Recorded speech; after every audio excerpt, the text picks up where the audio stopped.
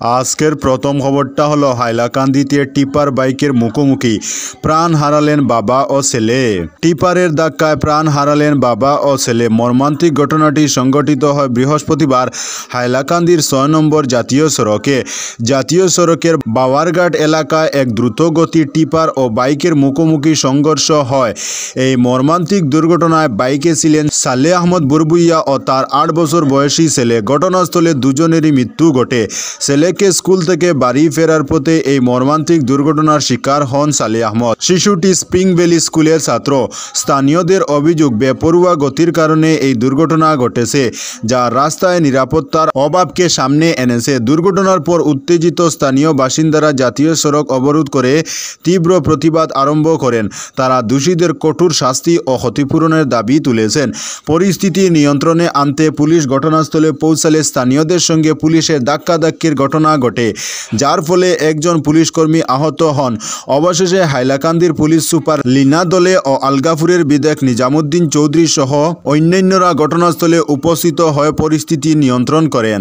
আজকের পরবর্তী খবরটি হলো শ্রীভূমি করিমগঞ্জে প্রতি কুইন্টাল ধানের মূল্য ২৩০০ টাকা জেলার বাইরে সরবরাহ না করার নির্দেশ।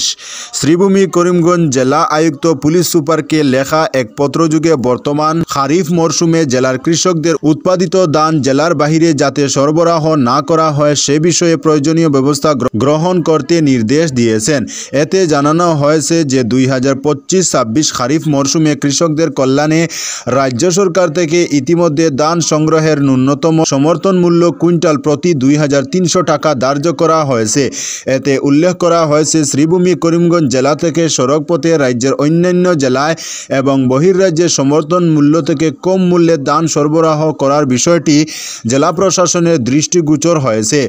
এ ব্যাপারে রাজ্য সরকার থেকে শ্রীভূমি করিমগঞ্জ জেলায় ৩০০০ মেট্রিক টন ধান সংগ্রহের লক্ষ্যমাত্রা ধার্য করা হয়েছে এবং ভারতীয় খাদ্য নিগম ও Assam food and civil supply corporation লিমিটেডের মাধ্যমে ধান সংগ্রহ প্রক্রিয়া চলছে।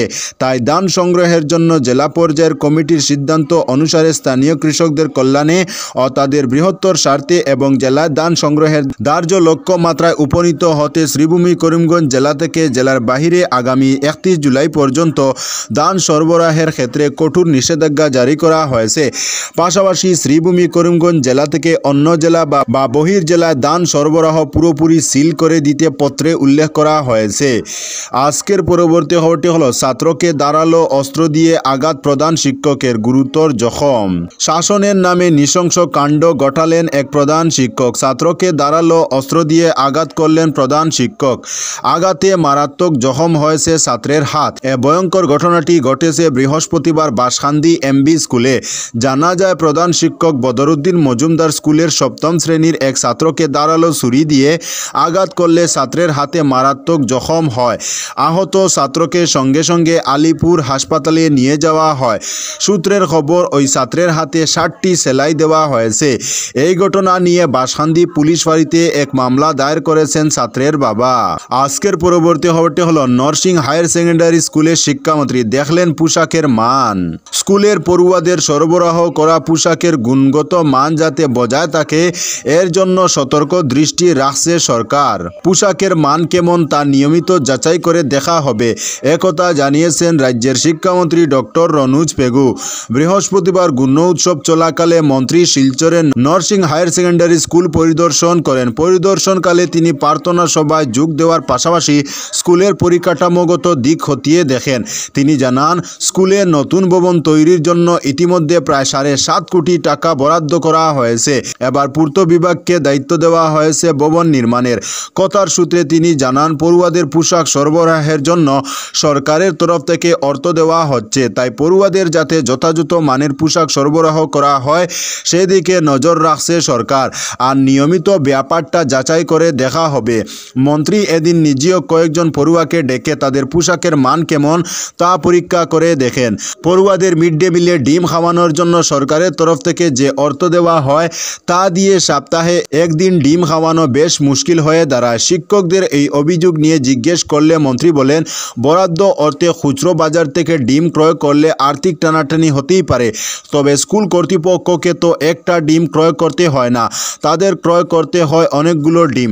পাইকারি পাইকারি বাজার থেকে ক্রয় করলে দর কিছুটা কম পড়বে, তখন বেড়ে যাওয়ার সমস্যা হওয়ার কথা নয়।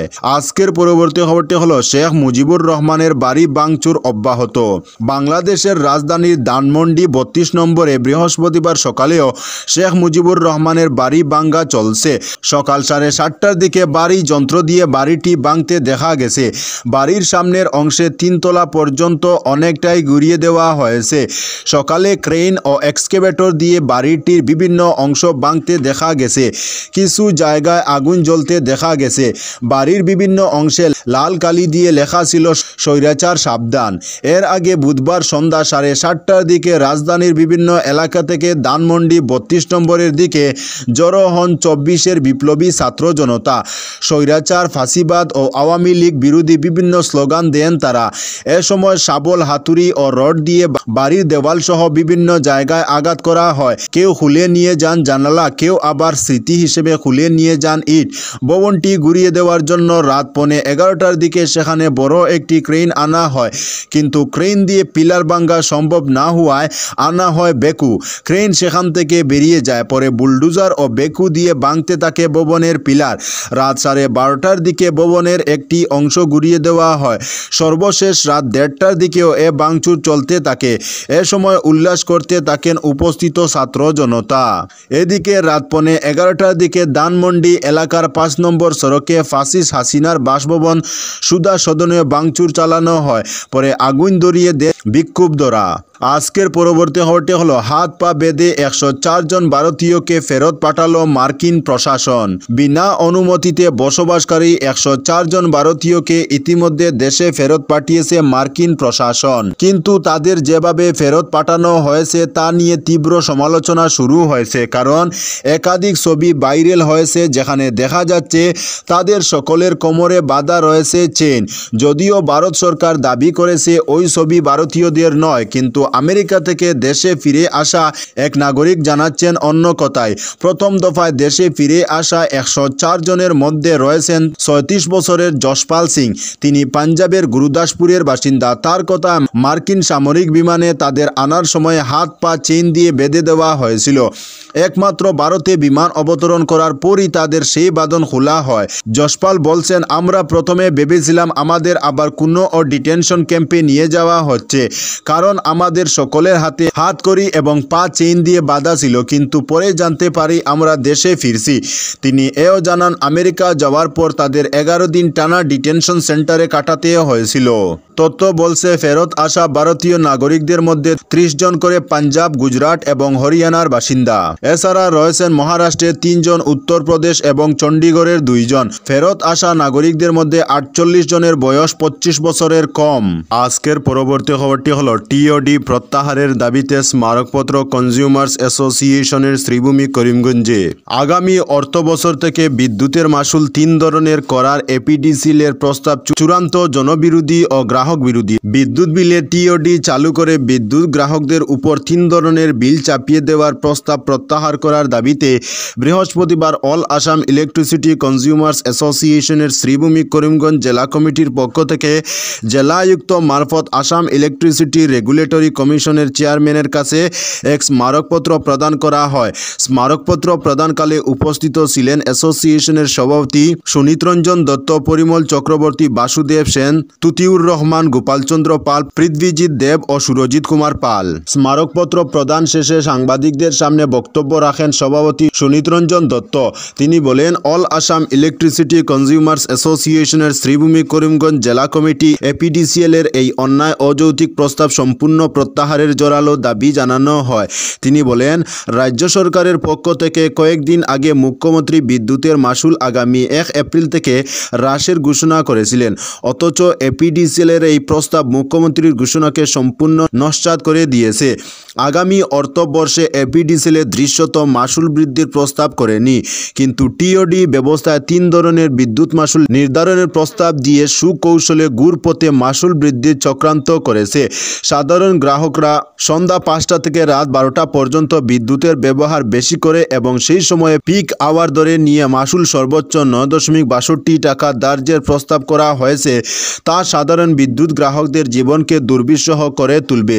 বিভিন্ন পরিষেবা খণ্ডের বেসরকারীকরণ ঘটানোর পর প্রাইভেট কোম্পানিগুলো যেমন বাজারের চাহিদার উপর নির্ভর করে দাম নির্ধারণ করে এবং গ্রাহকদের সর্বোচ্চ চাহিদার সময় সর্বোচ্চ দাম দিতে বাধ্য করে, ঠিক তেমনি বিদ্যুতের ক্ষেত্রেও এলটিওডির মাধ্যমে একই ধরনের ব্যবস্থা প্রবর্তনের চেষ্টা হচ্ছে, যা আসলে বেসরকারীকরণের পদক্ষেপ। আজকের পরবর্তী খবরটি হলো ইটখোলাঘাটে অগ্নিকাণ্ডে ক্ষতিগ্রস্ত পরিবারগুলোর পাশে দাঁড়ালো শিলচর ভ্যালি। শিলচর ইটখোলাঘাট এলাকায় অগ্নিকাণ্ডে ক্ষতিগ্রস্ত পরিবারগুলোর পাশে দাঁড়ালো Lions club of Silchar valley view. একটি দল ক্ষতিগ্রস্তদের খোঁজ নিয়ে তাদের বাড়িতে পৌঁছেন। আগুনে 4টি অসহায় পরিবার সম্পূর্ণভাবে ধ্বংস হয়ে যায়। এই ভয়াবহ আগুন থেকে কোনো অপরিবারই কিছুই রক্ষা করতে পারেনি। ক্লাবের সভানেত্রী বান্দিতা ত্রিবেদী রায়ের নেতৃত্বে দল ক্ষতিগ্রস্তদের মধ্যে কম্বল, বালিশ, সালোয়ার স্যুট, শাড়ি এবং ইত্যাদি বিতরণ করে। এতে উপস্থিত ছিলেন গাইডিং লাইন সঞ্জীব রায়, পুষ্পাবতী রায়, খায়রুল তালুকদার সহ অন্যান্যরা। আজকের পরবর্তী খবরটি হলো রাধা মাধব কলেজ পরিদর্শনে শিক্ষামন্ত্রী ডক্টর রনুজ পেগু। দুদিনের বরাক উপত্যকা সফরে এসে বৃহস্পতিবার শিলচর রাধা মাধব কলেজ পরিদর্শন করলেন রাজ্যের শিক্ষামন্ত্রী ডক্টর রনুজ পেগু। এদিন শিলচরের রাধা মাধব কলেজে উপস্থিত হলে শিক্ষামন্ত্রীকে কলেজ অধ্যক্ষ, অধ্যাপক, অধ্যাপিকা, প্রশাসনিক কর্মীবৃন্দ সহ কলেজ প্রাক্তনীরা তাকে আন্তরিক সংবর্ধনা জানান।